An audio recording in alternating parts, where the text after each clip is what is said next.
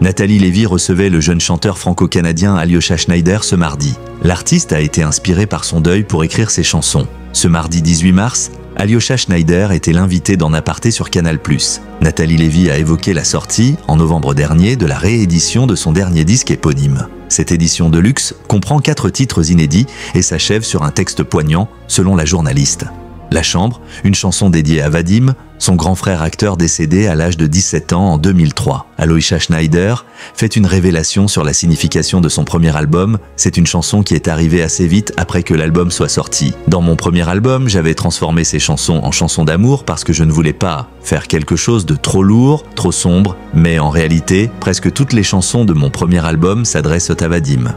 Et ensuite, j'ai voulu écrire sur d'autres choses. Surtout que j'ai commencé à faire de la musique par rapport à lui, je me suis dit que je ne pouvais pas faire une carrière sur un deuil. Mais avec le temps qui passait et moi qui grandis, j'avais envie de réaborder ça, a répondu le chanteur sur le plateau d'En Aparté. En aparté, le chanteur raconte son lien avec son regretté grand frère Vadim Schneider. Il m'a offert mes premiers disques. J'ai eu énormément d'admiration parce que je le voyais sur scène.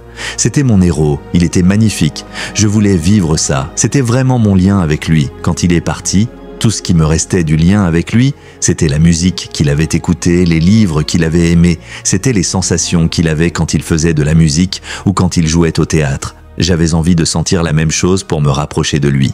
Mais ensuite, j'ai quand même réalisé que je ne peux pas me construire uniquement là-dessus. Il faut aussi que ce soit ma quête artistique et personnelle, a conclu Alyosha Schneider. Alyosha Schneider, 7 années de différence avec son grand frère. L'artiste avait déjà évoqué ce drame dans le magazine Elle l'an dernier. J'étais proche de lui, mais on avait une grande différence d'âge, et toute mon adolescence a été une quête pour le comprendre. Vivre ça remet tout en perspective. Cela ouvre de grandes questions sur la mort, sur la vie, sur ce qu'elle est capable de nous faire endurer. J'ai été très malheureux, je ne crois pas que j'ai vécu de dépression, mais ça a été énormément de souffrance. Merci de nous avoir suivis si vous n'êtes pas encore abonné. Veuillez vous abonner et activer la cloche des notifications pour ne rien rater.